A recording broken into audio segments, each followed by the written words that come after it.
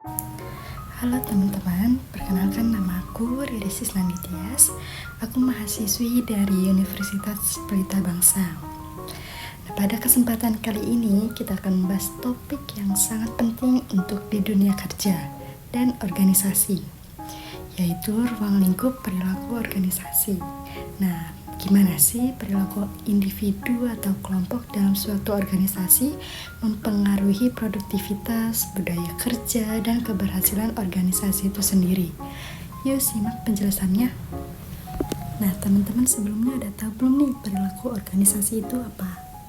Jadi, perilaku organisasi adalah studi tentang bagaimana individu, kelompok, dan struktur dalam suatu organisasi berinteraksi. Nah, di dalamnya kita mempelajari segala sesuatu mulai dari perilaku individu seperti motivasi dan sikap hingga perilaku kelompok seperti dinamika tim dan pengembangan dan pengambilan keputusan kolektif. Nah, ini penting banget karena perilaku yang baik dapat mendorong kinerja yang lebih tinggi dan menciptakan lingkungan kerja yang lebih harmonis.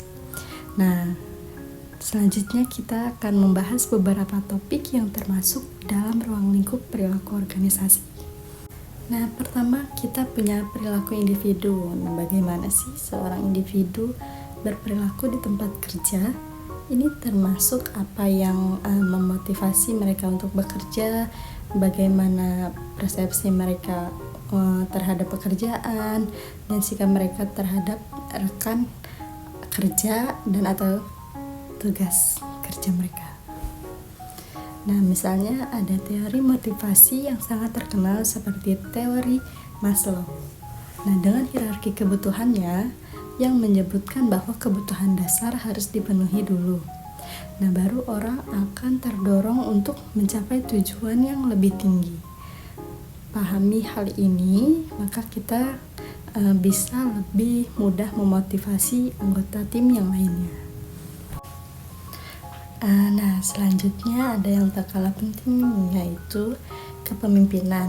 Perilaku organisasi juga membahas bagaimana seorang pemimpin mempengaruhi perilaku karyawan. Kepemimpinan yang efektif dapat menginspirasi dan memotivasi tim, sedangkan gaya kepemimpinan yang kurang tepat justru bisa menurunkan semangat kerja loh.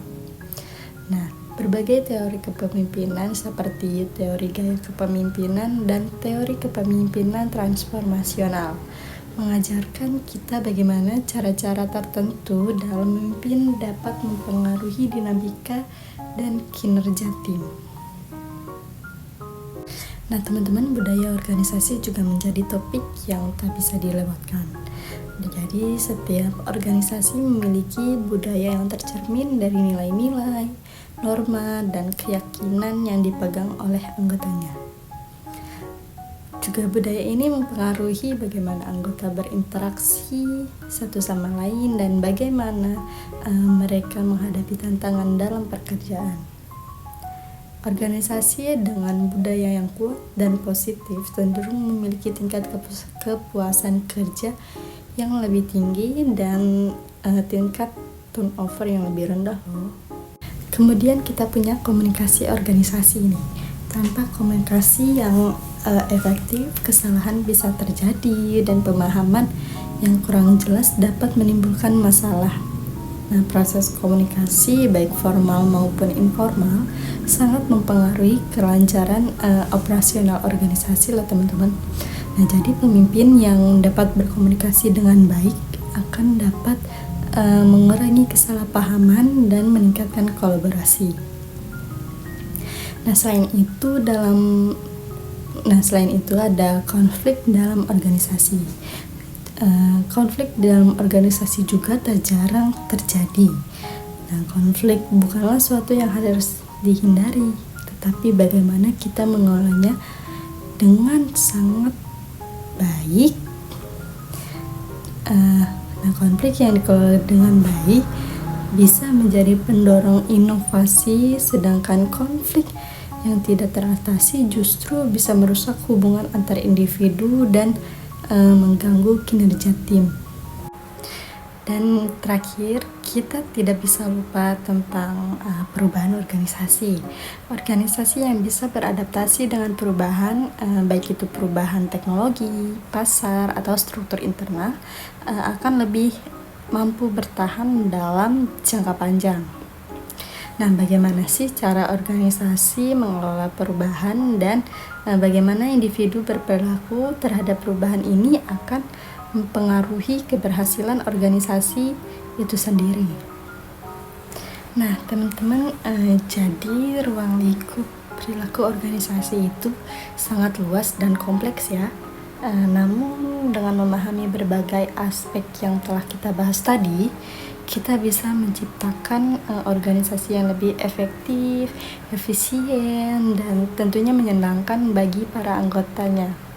Nah, bagaimana dengan kamu? Apakah perilaku organisasi sudah menjadi fokus perhatian dalam pekerjaan atau organisasi tempat kamu beraktivitas?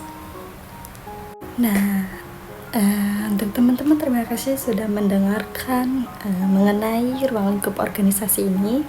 Semoga obrolan kita tentang ruang lingkup organisasi bermanfaat bagi kalian semua ya. Jangan lupa untuk share video ini ke teman-teman kamu ya. Thank you for watching. Bye bye.